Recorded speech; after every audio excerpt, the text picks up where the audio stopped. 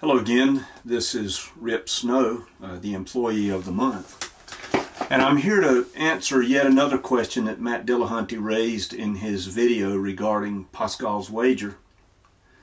His second question, as far as I could discern the order of the questions from the video, goes this way. What if you're wrong in the belief that belief is the criterion upon which your destiny is decided? And that's an almost verbatim from the video. It's a very good question. What if we are wrong? But I think the way it can be answered is to look at it in somewhat the realm of the practical and in the realm of the human.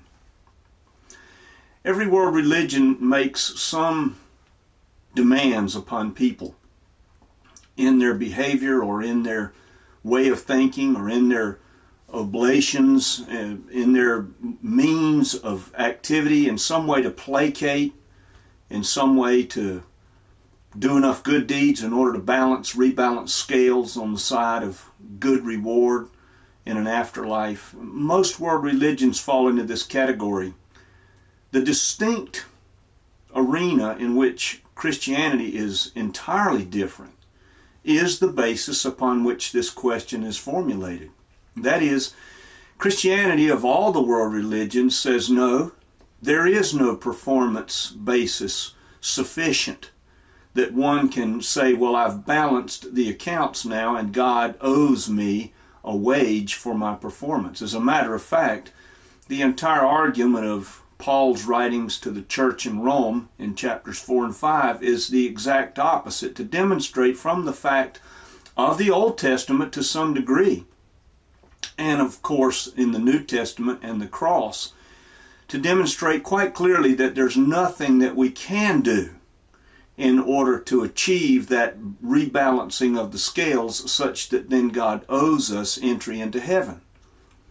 Now, in the pantheistic Eastern religions, this is the case. One is trying through their various means of good deeds. In Hinduism, of course, you've got the three ways of devotion, of the life lived, and of teaching. And in those ways of living out one's life as a Hindu, one is trying, by living out to the very best of their abilities within those categories, they're trying their best to shake off the karmic debt and eventually achieve moksha, which is release from that cosmic rotisserie. This is very much in common with everybody else. Islam is the same. One has to do the 5 pillars religiously and faithfully in order to be received by Allah as one who is faithful. And failure in these categories ultimately means that one fails to achieve what it is that Allah offers in the afterlife that is good. So we're stuck in some ways. All of humanity is stuck. What can we do? What can we do?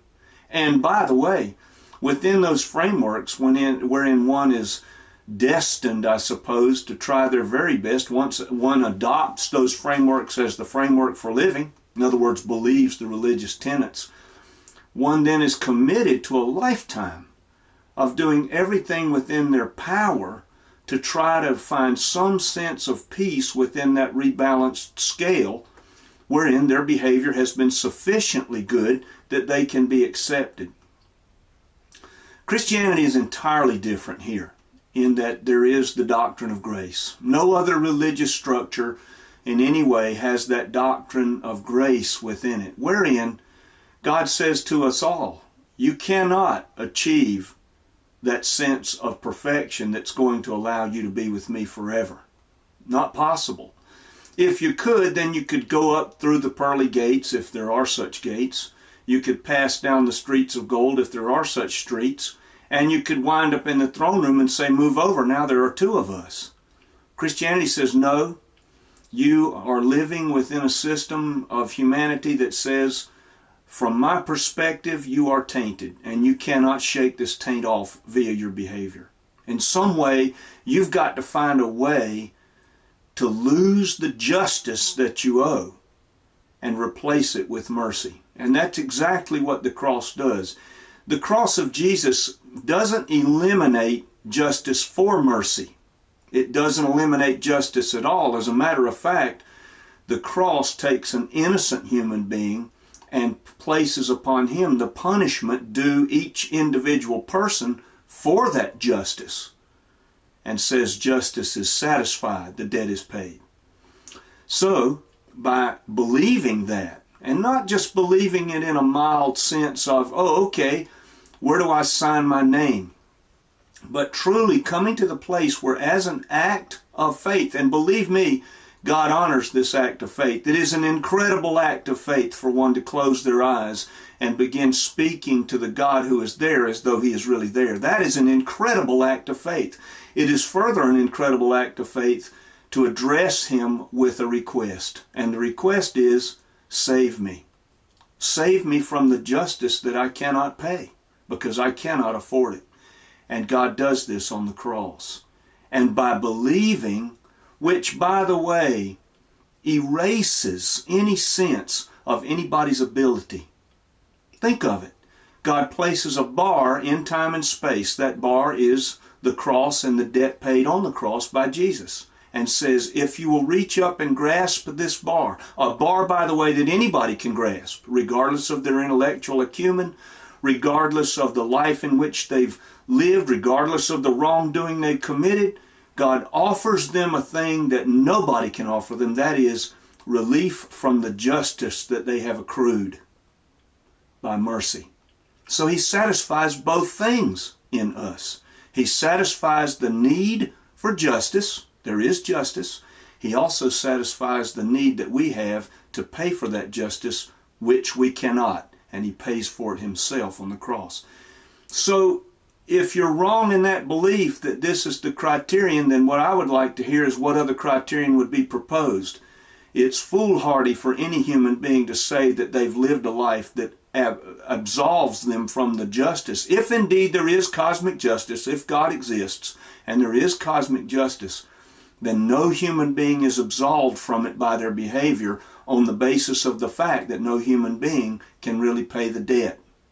This is where Christianity steps in and says, we have the answer for that. God says, I'm going to answer that debt for myself and pay for it.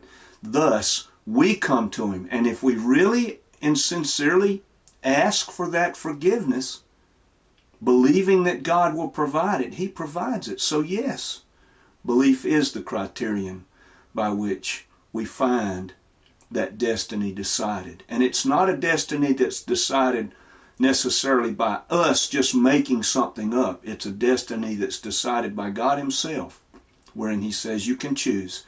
You can choose forgiveness or you can choose justice. The choice is yours. He never enforces that choice. He merely offers it.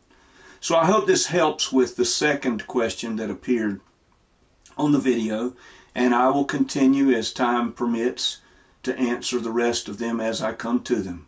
And if I've misstated it, I'm sorry. Go back and watch the video for yourself, Matt Dillahunty's dealing with Pascal's wager, and see if I've misstated it. I don't think I have, but if I have, and I've misdirected this answer, then that's my fault. But I believe I have dealt with it.